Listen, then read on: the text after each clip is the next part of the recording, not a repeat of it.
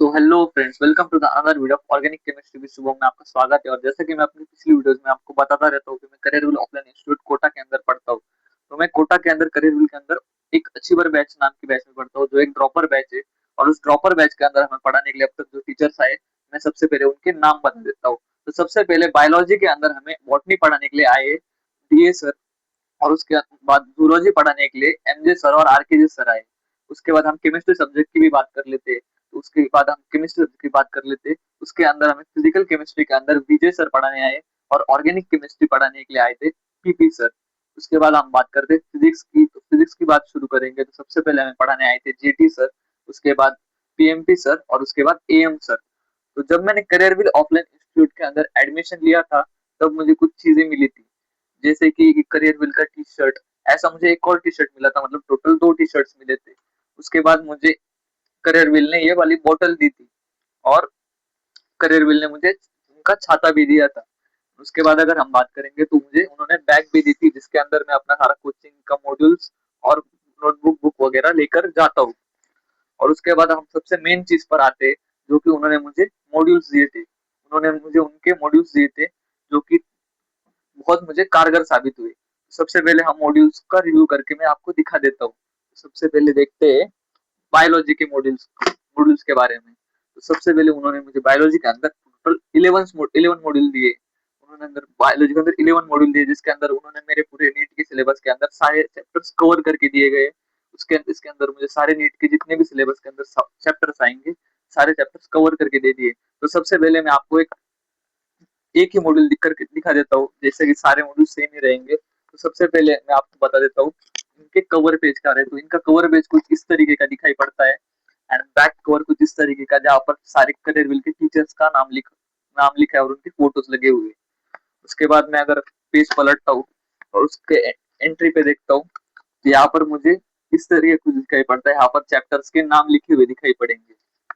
उसके बाद अगर हम देखेंगे तो आगे चलेंगे, यहाँ पर हमें साफ साफ दिख रहा है कि एनसीईआरटी के अंदर की सारी चीजें उन्होंने कवर करके दिखाई है।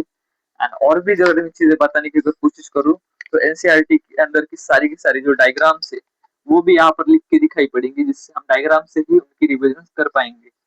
और अगर क्वेश्चन प्रैक्टिस की अगर बात आएगी, तो इसके अंदर हमें प्रैक्टिस सेक्शन दिए गए कुछ इस तरीके के। और प्रैक्टिस सेशन होते जो है ना, वो होते हैं चैप्टर्स के बीच बीच में हमें कुछ क्वेश्चंस दिए जाते हैं, जिससे हम सॉल्व करके प्रैक्टिस करके पता कर सकते हैं कि हमारे कितने सही हुए कितने गलत हुए, जिससे हमें आपका लेवल पता चल जाता है। तो अगर मैं उसके बाद अगर बात करूँ, तो इसके अंदर एनसीईआरटी टोटल कवर्ड है। इसके अंदर डायग्राम्स दिए हुए हैं। उसके बाद अगर मैं और भी अगर बताना चाहूंगा, तो इसके अंदर अगर मैं चैप्टर के लास्ट पेज पे जाऊंगा, तब मुझे क्विक रिवीजन नाम से चीज दिखाई पड़ेगी, जिसके अंदर मुझे पूरे चैप्टर की क्विक रिवीजन कराई गई। इसलिए हम उससे उसकी उसकी मदद से हम पूरी चैप्टर की रिवीजन कर सकते हैं। उसके बाद अगर बात करेंगे, इसके अंदर हमें टॉपिक वाइज एक्सप्लेनेशन भी करा गया है। यहाँ देख पाएंगे टॉपिक वाइज हमें सारे क्वेश्चन मिलेंगे। जैसे जैसे ही हमारा कोई टॉपिक हो जाएगा, वैसे ही हम यहाँ से क्वेश्चन सॉल्व करेंगे। अगर पहला टॉपिक हो गया, तो भाई उसके सारे क्वेश्चन कर लो। उसके बाद करियरविल ने हमें क्वेश्चंस के अंदर कुछ और भी चीजें दी गई, जैसे कि उनका नीट रैंकर स्टफ। उसके अंदर हमें सवाल का लेवल एकदम हाई करके बताए गए। अच्छे सवाल वहां पर मिलेंगे। अच्छे सवालों की अगर हम प्रैक्टिस करते, तो हमारी प्रैक्टिस के बारे में हमें पता चलता है कि हम कहाँ पर स्टैंड कर रहे हैं। और अच्छे सवाल जब सॉल्व करते, तब हमें पता चलता है कि यहाँ गलती हुई वहां गलती हो गई। अच्छे लेवल के सवाल करने के भी कुछ फायदे होते हैं। और इसके अंदर हमें नीट फ्लैशबैक दिखाया गया है, जहां पर हमें नीट के पुराने चैप्टर्स भी, पुराने पुराने क्वेश्चन जो सारे इस चैप्टर पे आए, उसके बारे में भी दिखाया गया है। तो इसके अंदर नीट नीट फ्लैशबैक के अंदर नीट के अंदर जितने भी पुराने सवाल आए, वो सब भी यहाँ पर मुझे दिखाए गए। तो भाई, मॉड्यूल के अंदर क्या क्या कवर है, मैं फिर से एक बार समराइज करके आपको बता देता हूँ। इसके अंदर एनसीईआरटी कवर करके दी गई है। डायग्राम सही से दिखाई गई है। उसके बाद क्वेश्चंस प्रैक्टिस सेक्शन मिलते हैं। क्विक रिवीजन के लिए भी एक पेज के अंदर पूरा एक्सप्लेनेशन करके दिखाया है। मैं पहले क्विक रिवीजन वाला भी सेक्शन दिखा देता हूँ। इसके अंदर मैंने दिखाना रहेगा तो, लेकिन मैं दिखा देता हूँ।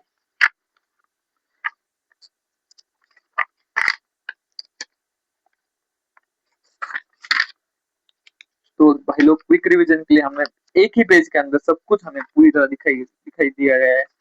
यहाँ पर भाई कुछ इस तरीके से हमें समरी चार्ट्स की मदद से, एक चार्ट्स के फॉर्म में हमें क्विक रिवीजन करके, अगर टेस्ट होगा कुछ भी होगा तब हम इसी से आराम से क्विक रिवीजन कर सकते हैं।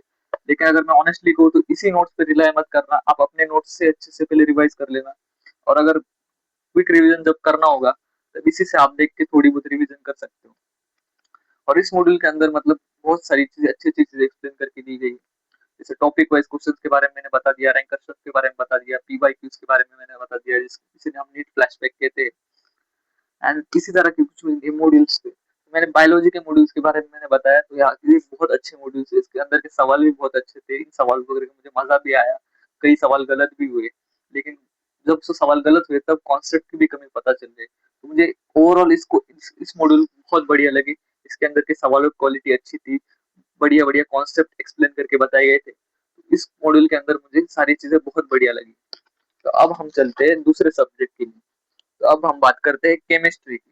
तो अगर हमें केमिस्ट्री का मॉड्यूल पहले मैं आपको दिखा दूं, तो केमिस्ट्री का मॉड्यूल करे हुए का कुछ इस तरीके का दिखता है, और बैक साइड से कुछ इस तरीके का।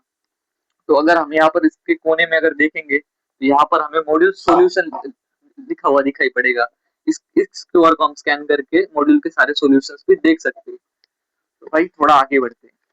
तो जो जैसा कि मैंने आपको पहला पेज मैंने दिखाया था बायोलॉजी का, बिल्कुल केमिस्ट्री का भी कुछ इसी तरीके का पेज है।